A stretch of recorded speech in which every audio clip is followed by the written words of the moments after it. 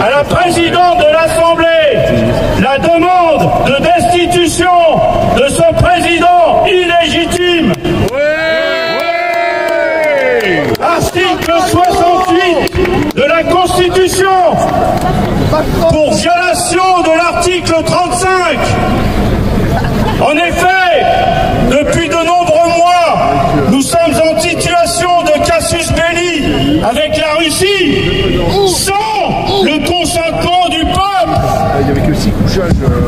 Les armements sophistiqués que nous fournissons à l'Ukraine par complaisance sont nécessairement servis par des soldats français, pas par des Ukrainiens.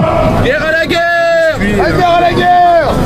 Et imaginez donc le choc psychologique pour le peuple russe de devoir encore affronter des chars allemands juste 80 années après la fameuse bataille de Koursk. La menace de feu nucléaire est non seulement bien réelle, mais désirée par ceux censés gouverner pour les peuples, mais qui en vérité œuvrent contre les peuples. Alors le temps n'est plus aux guerres de clochers. Nous devons à présent tous nous unir par ce combat, parce que c'est la seule chose à faire. Monsieur Poutine affirme avec raison que cette guerre est aussi une guerre de religion, une guerre sainte. Alors oui, de tout temps, les religions ont divisé les peuples, mais la foi les rassemble. Alors quelle que soit votre religion, gardez la foi et rejoignez notre combat pour écarter ce pseudo-dirigeant, cette marionnette de la City de Londres.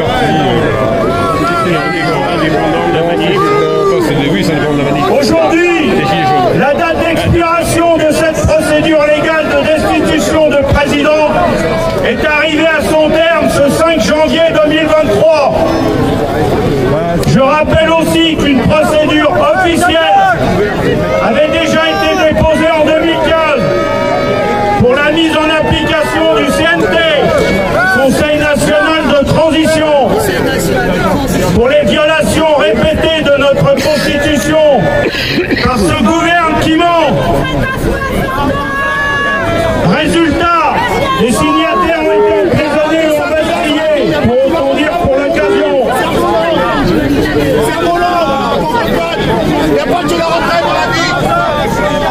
Alors certains clament déjà à tue-tête que la mise en application de l'article 68 reste impossible. Cette affirmation est une fraude juridique et intellectuelle dans laquelle même des députés, parfois bienveillants, sont tombés. Ceci afin que cet État profond puisse conserver son pouvoir, même dans l'illégalité. Il semble même d'ailleurs que M. Macron envisage déjà un troisième mandat avec un septennat, alors que la fraude électorale de la dernière présidentielle a été prouvée, avec bien sûr le concours gracieux du cabinet McKinsey. Et tous nos autres politiciens ont laissé faire, tous corrompus qu'ils sont. Il semble même que M. Macron ait trouvé un nouveau subterfuge pour prolonger son mandat sans vote, sous prétexte de la guerre qu'il a lui-même très largement alimentée. Le Conseil constitutionnel demande alors un prolongement de ses mandats. Ce gouvernement qui manque une organisation terroriste qu'il nous faut anéantir au plus vite pour garantir notre survie. Je rappelle alors à tous les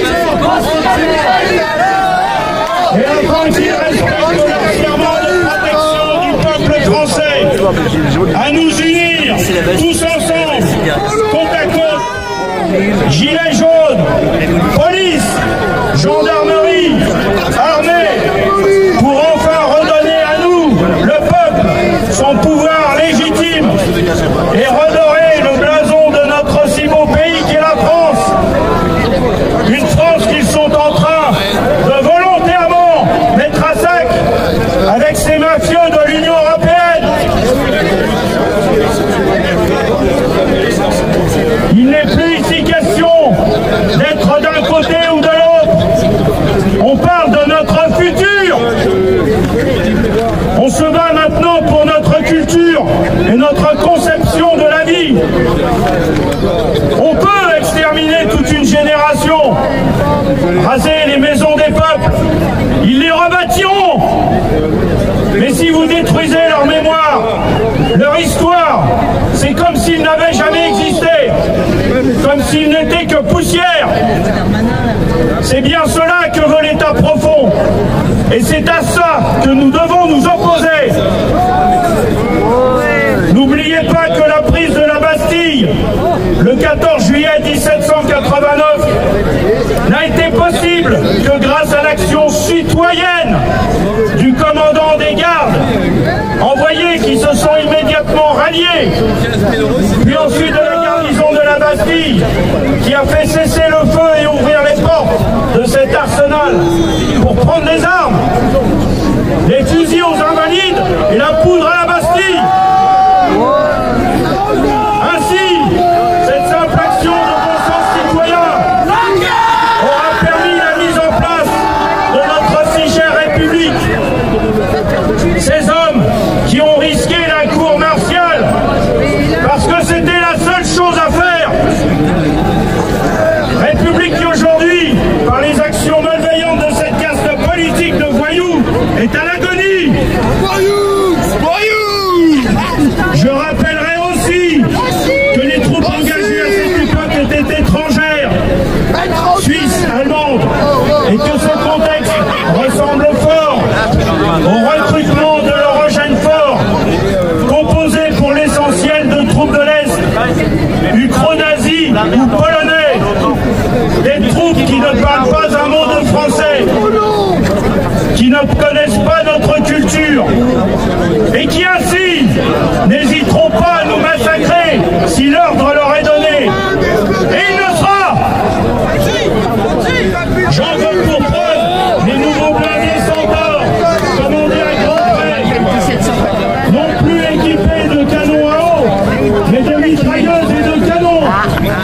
Le véritable hachoir à viande, conçu dans un seul but évident, mater dans le sang toute opposition à leur volonté d'asservissement des peuples.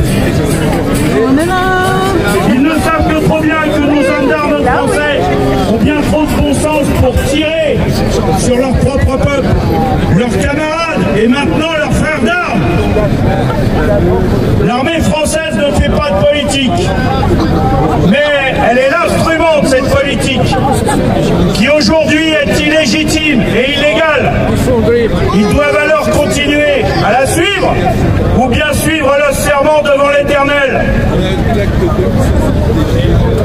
Il est grand temps de réagir au plus vite avant que cette organisation terroriste puisse s'organiser encore davantage et nous amène alors dans un inéluctable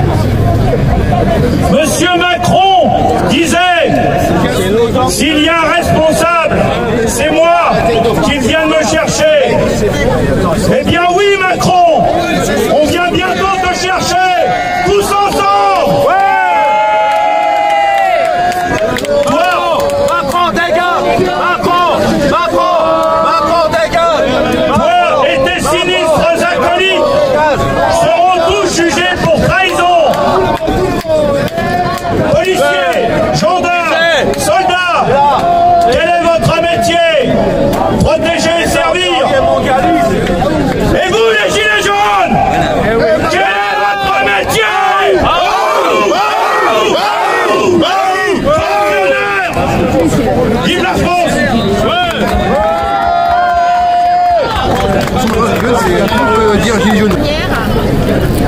Après, je vais aller faire des fiches